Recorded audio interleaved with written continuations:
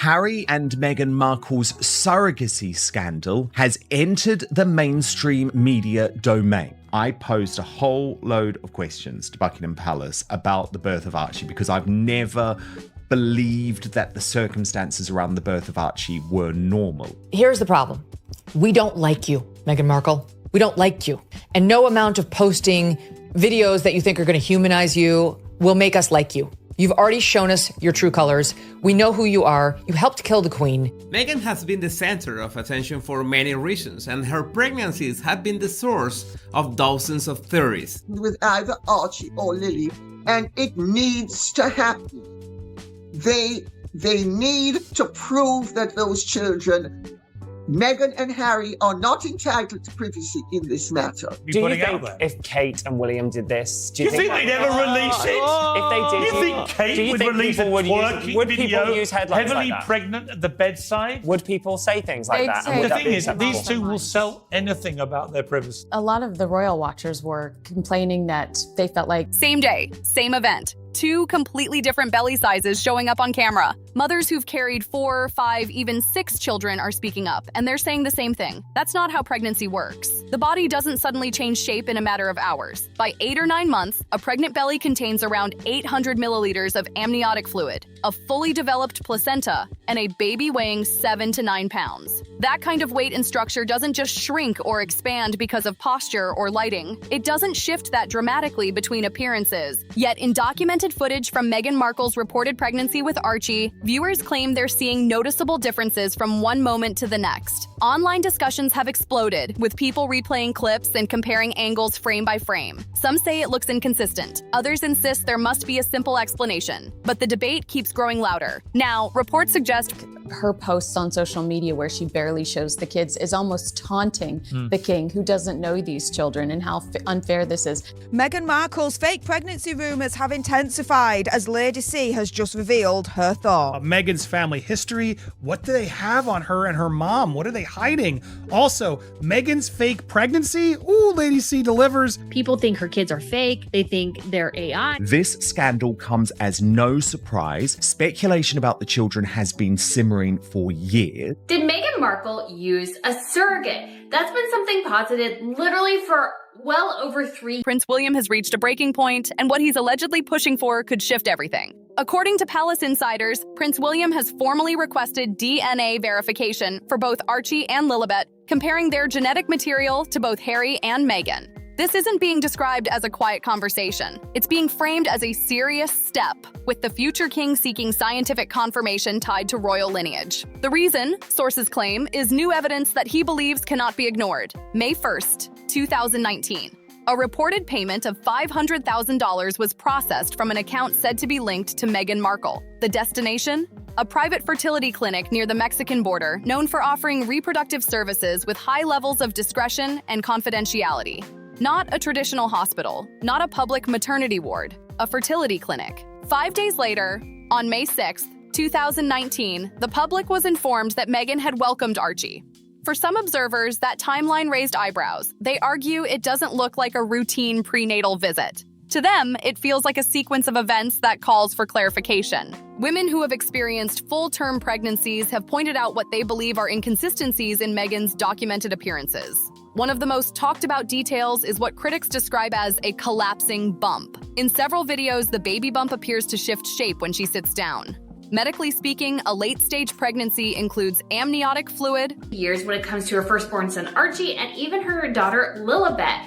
And many people even wonder, are their children even real? This crisis won't die down until the irrefutable truth comes out. For Harry and Meghan, it's more a case of never reign and never abstain, especially when it comes to nauseating self-publicity, which invariably backfires. Buckingham Palace is being pressured to remove Prince Archie and Princess Lilibet from the UK's royal line of succession until the Duchess provides absolute proof that she popped out both babies. a placenta, and a baby, all supported by the uterus, which is a strong muscular organ. Supporters say posture and camera angles can create illusions. Skeptics argue that what they see looks unusual. Some online commentators have even claimed that the outline of the bump appeared angular in certain images. They argue that a natural pregnancy typically presents a rounded shape due to the way the uterus expands. Medical professionals often note that fabric, lighting, and movement can distort appearances in photos and videos, but critics continue to compare frames and screenshots, insisting the shapes look inconsistent. Others have focused on physical changes, typically associated with late pregnancy. Many women experience swelling in the face, ankles, and feet due to fluid retention. Breasts often enlarge in preparation for nursing. As the baby drops lower, posture shifts and a characteristic waddle can develop because the center of gravity changes. These are common biological responses, though not every pregnancy presents identically. Observers claim Meghan did not visibly display many of these signs. She was seen wearing high heels shortly before the reported birth and appeared in fitted clothing soon after, with little visible recovery time. Supporters argue that every woman's body is different and that postpartum recovery can vary widely. Another detail frequently discussed online is her habit of adjusting or holding her bump during public appearances. Is her stomach so bumpy? Maybe they had stuck some monitors on there, but normally they don't give you like remote monitors on your belly. I've had 3 kids.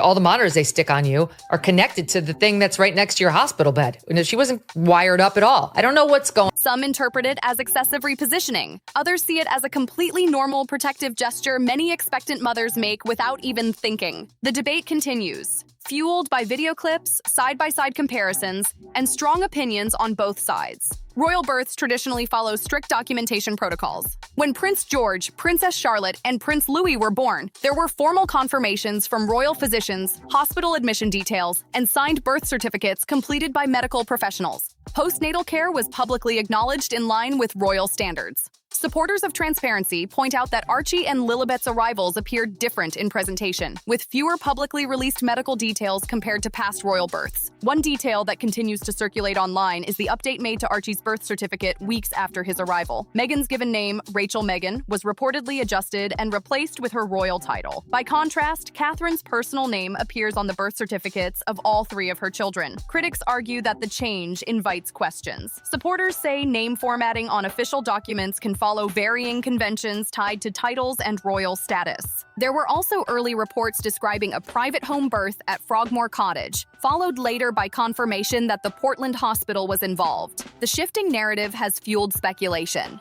For some, the concern isn't which location is accurate, but why the messaging appeared inconsistent at first. Another claim that resurfaces frequently involves statements attributed to Meghan's father, Thomas Markle, suggesting she underwent a hysterectomy years ago following medical issues. That allegation has never been officially confirmed by medical documentation. If such a procedure had occurred, natural pregnancy would not be possible, though other reproductive methods, including surrogacy using biological material, amazing gifts that this family has given you as nothing, and suggested that they didn't care you were suicidal and they were the ones who drove you there. So she has absolutely no love lost between her and most people who may be somewhat warm towards the royal family, even if we're not big on royalty. She's reported something that maybe a dozen people actually know that's going to come out very soon. Okay. Meghan Markle, the reason why you watch her interviews and she just seems off.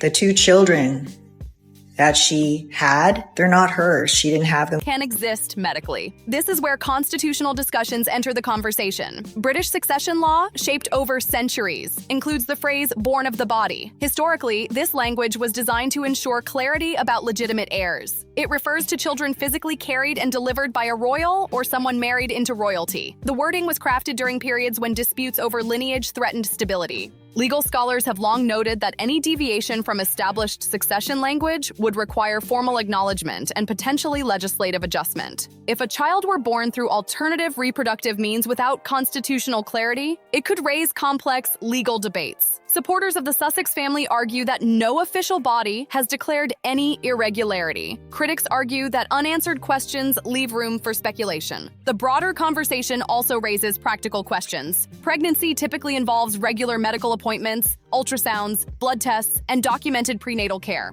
In modern times, these milestones often include shared experiences between partners. Some observers question whether such documentation would be difficult to maintain privately without inconsistencies. Others counter that medical privacy laws protect families from public disclosure, even within royal circles. Two theories tend to dominate online discussions. One suggests Prince Harry may have been unaware of any alleged irregularities, relying fully on the information presented to him.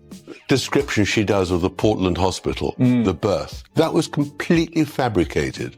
We all know, the first interview was, we all know that she never intended to go to the Portland hospital. She intended to have the baby. Another proposes that both parents were aligned in whatever decisions were made, if any unconventional path was taken. Critics argue that his continued public defense of the family narrative suggests unity rather than confusion. Supporters maintain that speculation without verified evidence remains just that, speculation. At the center of all this is a legal and constitutional debate, not a confirmed ruling. No official authority has declared Archie or Lilibet ineligible for titles or succession. The children remain recognized within the royal framework as it stands today. Still, the questions continue to circulate online. Supporters call it misinformation driven by selective interpretation. Critics frame it as unresolved transparency concerns. What remains clear is that the issue touches on history, law, medical privacy, and public perception all at once. And until definitive clarification comes from official channels, the conversation shows no signs of slowing down. According to online reports, intelligence-connected sources claim that William's team allegedly uncovered more than just a single fertility clinic payment. The $500,000 transaction, critics say, was reportedly routed through Archway, LLC, a corporate entity established before Archie's birth. Observers point out that the funds were not described as simple personal expenses, but were allegedly processed through a business structure, creating legal separation and financial layering. Supporters argue corporate entities are commonly used for privacy and asset management. Critics insist the structure raises questions. Beyond financial trails, online investigators have focused heavily on photo analysis. Hundreds of pregnancy images have been examined frame by frame. Some claim lighting and shadow patterns appear inconsistent with the reported size of the baby bump. Others argue that natural posture shifts and fabric movement can dramatically alter appearance. Still, skeptics point to what they describe as visible CaliforniaBirthIndex.org. The California Birth Index, or CABI, is a database that stores records of births in California, extracts of birth certificates. Putting her full official name of Rachel Meghan Markle, you can see that the official record. I'm very upset about it as well, because this is a cruel thing to do to a grandparent.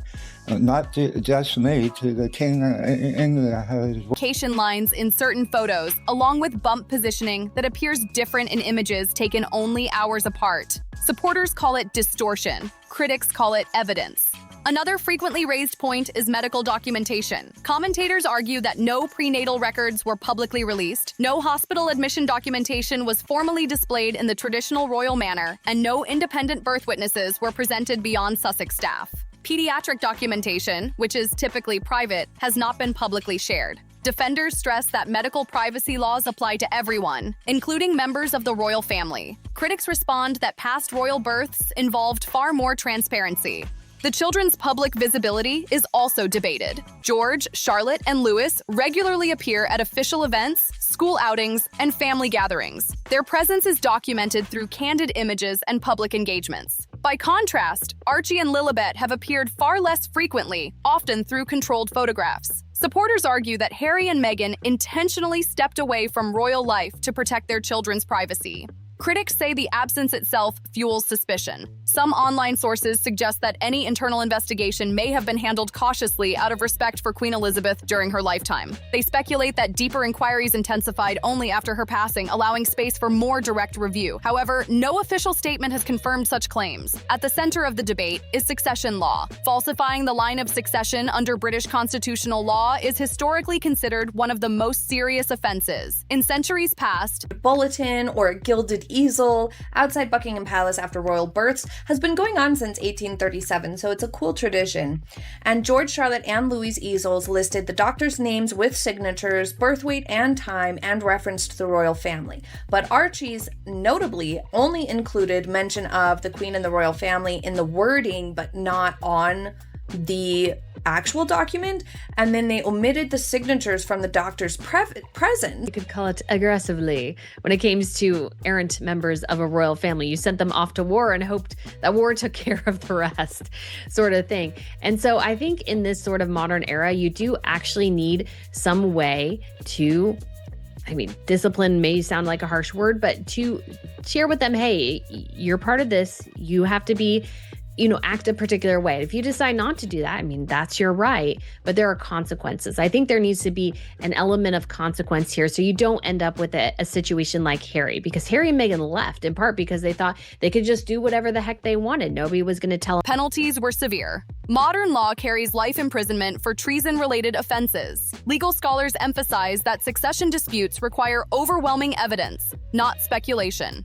DNA testing, if ever formally requested through proper legal channels, would provide biological clarity. Maternity testing through mitochondrial DNA and standard paternity comparison are scientifically reliable and widely accepted in courts. Online discussions describe 3 possible outcomes if testing were ever pursued: confirmation of biological parentage, which would quiet speculation; refusal, which critics argue would intensify debate; or unexpected findings leading to legal proceedings. It is important to note that no court has declared any irregularity regarding Archie or Lilibet's status. They remain recognized within the royal structure. Commentators also reference past public controversies, including claims made during televised interviews that were later challenged by official statements. Ruined the entire vibe of the first hour, Meghan. I hope you realize what you've done. My apologies. I will never forgive you for such a thing. It's funny because watching it is, you're right, like there's maybe a thought that they have a private moment like that, and maybe it's nice between them, and it's a nice memory of a silly moment before she gives birth. Supporters say inconsistencies were misunderstandings. Critics argue repeated contradictions suggest a pattern. Whether those moments were miscommunication or deliberate framing remains a matter of public opinion. Some argue this situation transcends family tension and instead concerns institutional legitimacy. William, as future king, carries responsibility for maintaining constitutional clarity. Supporters say seeking transparency would protect the crown's stability. Critics counter that speculation without proof damages reputations unfairly. Regardless of online narratives, one fact remains: Archie and Lilibet are children. They did not choose their circumstances.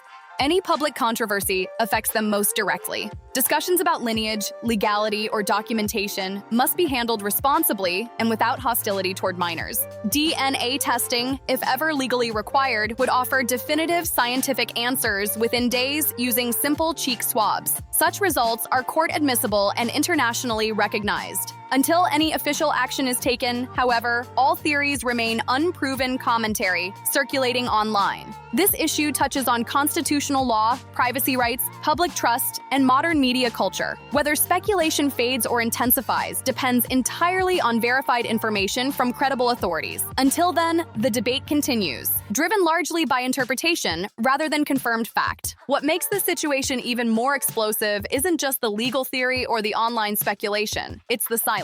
In matters involving royal succession, silence can be interpreted in many ways. Some see it as dignity and restraint. Others see it as avoidance.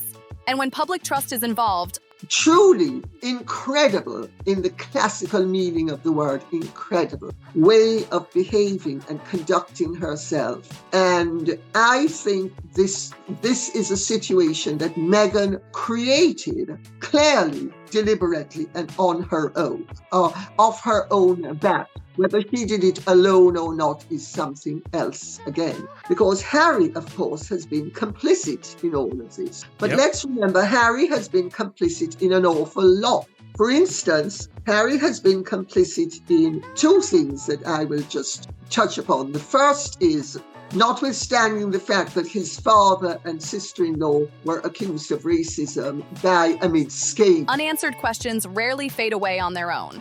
Supporters of the Sussex family argue that stepping back from royal duties meant stepping away from traditional royal disclosure. They insist that Archie and Lilibet are private citizens living in California, not working royals on palace balconies. From that perspective, there is no obligation to present hospital steps, physician signatures, or ceremonial announcements. Privacy, they say, is the point. Critics push back hard. They argue that titles and placement in the line of succession are not private matters. Those positions are constitutional. They impact state protocol, public funding considerations, and international diplomacy. In their view, once royal titles are attached, public accountability follows automatically. That's where the tension explodes. Another layer that keeps this debate alive is timing. The departure from royal life, the relocation to North America, the televised interviews, the memoir, the streaming projects, all unfolded rapidly. For some observers, the pace felt strategic. They question whether distance from the palace created insulation from scrutiny. Others argue that distance simply provided emotional space from family conflict. Two completely different interpretations of the same events. Then there's the institutional angle. Monarchies survive on continuity and legitimacy.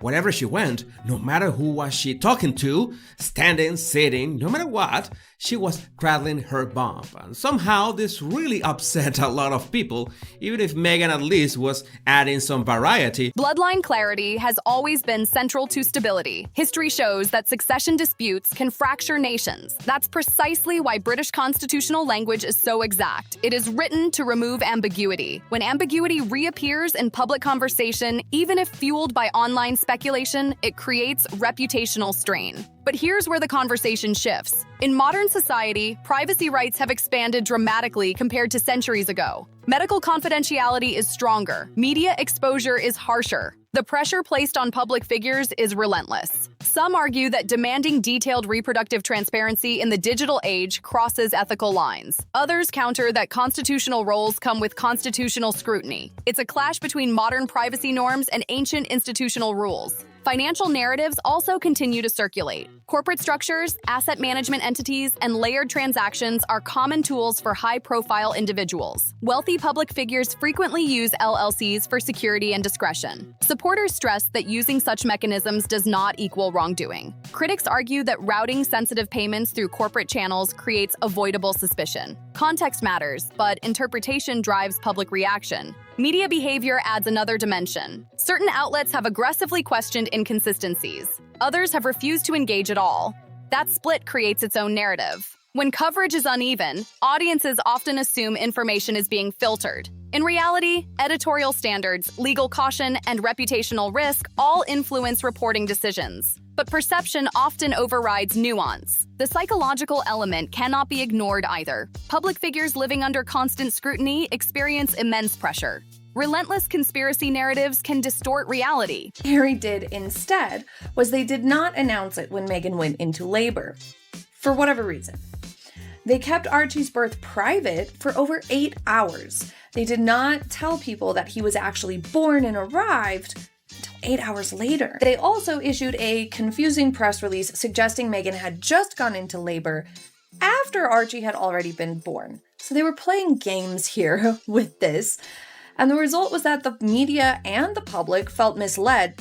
At the same time, inconsistent messaging from high-profile interviews can deepen skepticism. Both sides feed each other. Silence fuels speculation. Speculation fuels silence. Then there's Prince Harry's position. If he believes everything presented to the public is accurate, his continued defense is natural. If he were ever uncertain, speaking out would carry enormous personal and legal consequences.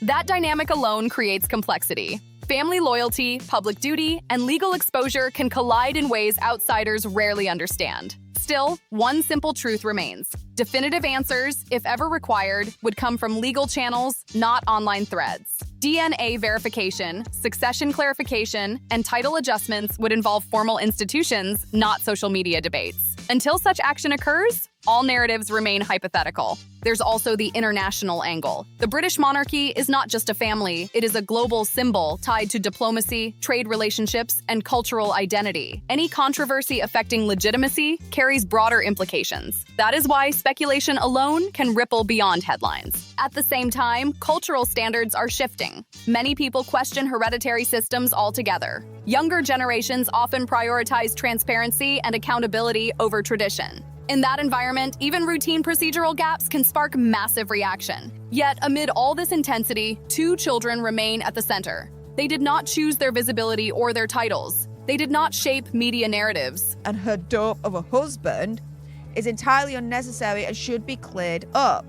There is no justifiable reason why the British public should have to put up with a doubtful situation when it has been generally accepted practice since 1688 that all royal births should be publicly attested so that there can be no question as to whether born in hospitals, homes, or through alternative reproductive paths. Their well-being should remain separate from institutional debate. Responsible commentary must draw that line clearly. Ultimately, this entire situation rests on one foundation: evidence. Not edited photos, not selective timelines, not online claims. Verifiable documentation and lawful process determine constitutional status. Until an official body announces otherwise, Archie and Lilibet remain recognized within the royal framework as it currently stands. The longer clarity is delayed, if clarity is ever even deemed necessary, the longer speculation will thrive. But speculation alone does not equal proof. Institutions move slowly for a reason. Legal certainty requires precision. So for now, the debate continues in two parallel lanes, one driven by suspicion and interpretation,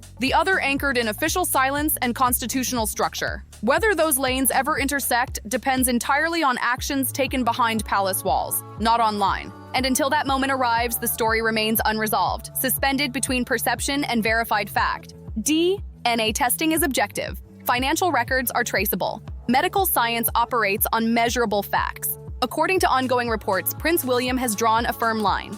The message being discussed publicly is simple: resolve the questions through testing or allow legal processes to determine the next step. Observers say Harry and Meghan would theoretically face three paths if formal action were ever pursued. 1. Submit to testing and put speculation to rest completely. 2. Refuse and allow that refusal to shape legal interpretation. Or 3. Acknowledge any inconsistencies and manage the consequences directly. At this stage, it states. So all those legalese to say, as far as I'm aware, there's no injunction, there's no great conspiracy here, just a narcissistic woman attempting to control the narrative. And of course, it never goes the way Meghan Markle wants it to go. Back to the United States with her to try to make it in Hollywood. So she wanted to always maximize US coverage as much as humanly possible. I can totally imagine them trying to work everything around that. But the palace should have said no. They should have, again, they're members of the family, they're working royals, they have security. There are certain requirements to live in the... These remain public discussions, not confirmed court proceedings. Critics argue that every day without clarification fuels more doubt. Supporters counter that silence does not equal guilt and that private families are not obligated to answer internet theories. Still, the narrative has intensified. Reports suggest William's position is not casual, but grounded in constitutional responsibility tied to succession. If testing were ever formally required, it could happen voluntarily or through lawful channels. Modern DNA analysis is straightforward and definitive. And if that moment ever arrives, it would provide clear answers to questions that have circulated for years. Were the pregnancies as presented? Are the children biologically connected to both parents? Or has this entire debate grown far beyond the facts? Public relations strategies cannot override verified evidence. If any reckoning comes, it will come through institutions, not headlines. The monarchy's future, many argue, depends on clarity, stability, and trust. If you found this breakdown helpful, make sure to like the video, subscribe for future updates, share your thoughts in the comments, and pass this along to others following the story. See you in the next one.